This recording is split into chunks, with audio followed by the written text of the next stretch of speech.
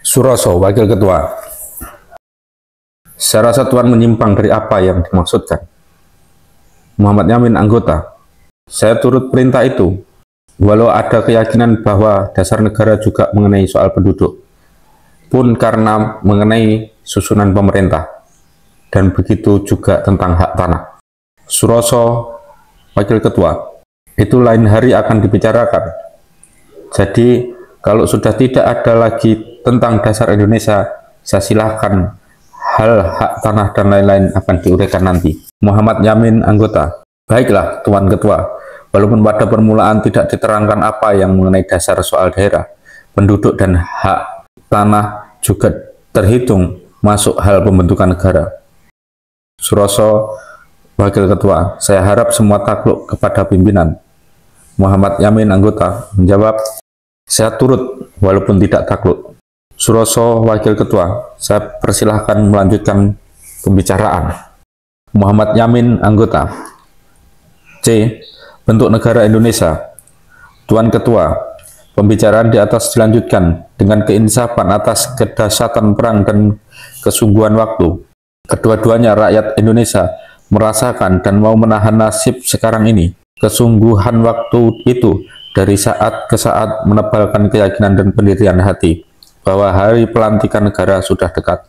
Jikalau pelantikan sudah terlampaui, maka bertambahlah di atas dunia satu anggota keluarga baru yang sudah berumur tua dan berkeadapan luhur.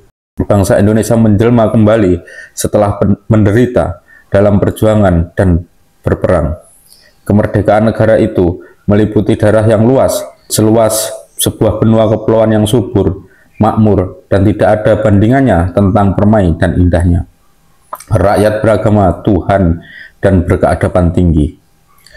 Kesejahteraan rakyat yang menjadi dasar dan tujuan negara Indonesia. Merdeka ialah pada ringkasnya keadilan masyarakat atau keadilan sosial. Negara akan dipangku oleh bangsa dan penduduk yang hampir mendekati 100 juta jiwa. Inilah negara kesejahteraan baru yang sudah besar dan mulia pada hari pelantikan. Dalam peperangan dunia pertama, bangsa Indonesia dengan cita-citanya terjerumus ke dalam jurang penjajahan. Dalam peperangan dunia kedua, berkat bantuan bala tentara Nippon dan berkat kesungguhan perjuangan rakyat Indonesia, kita ditakdirkan Tuhan naik dari kedudukan jajahan menjadi rakyat negara merdeka.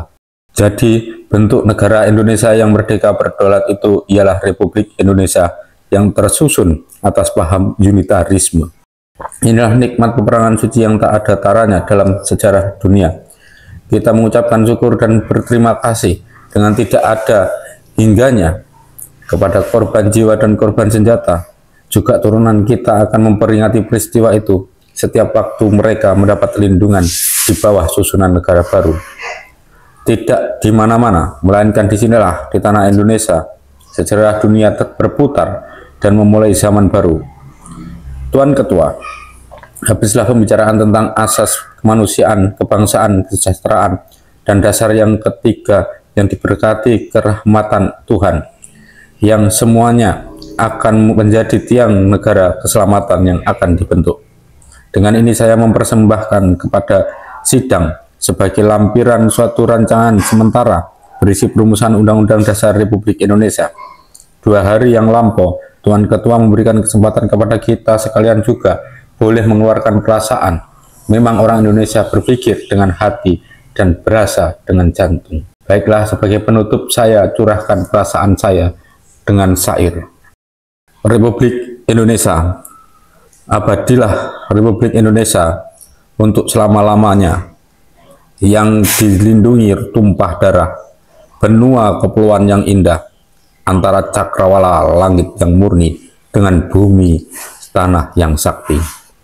Di samping teman, di hadapan lawan, negara berdiri ditakdirkan Tuhan untuk keselamatan seluruh bangsa, supaya berbahagia segenap ketika, berbudi setia tenaga merdeka, dengan menjunjung kedaulatan negara.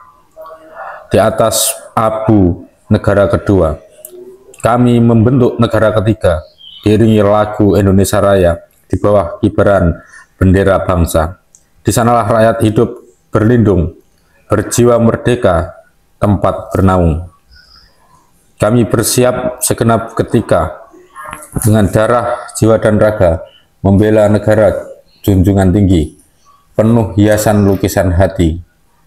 Melur cempaka dari daratan, awan angkasa putih kelihatan, buih gelombang dari lautan. Hati yang mukmin selalu meminta kepada Tuhan Yang Maha Esa, supaya negara Republik Indonesia kuat dan kokoh selama-lamanya, melindungi rakyat, makmur selamat, hidup bersatu di laut dan di darat.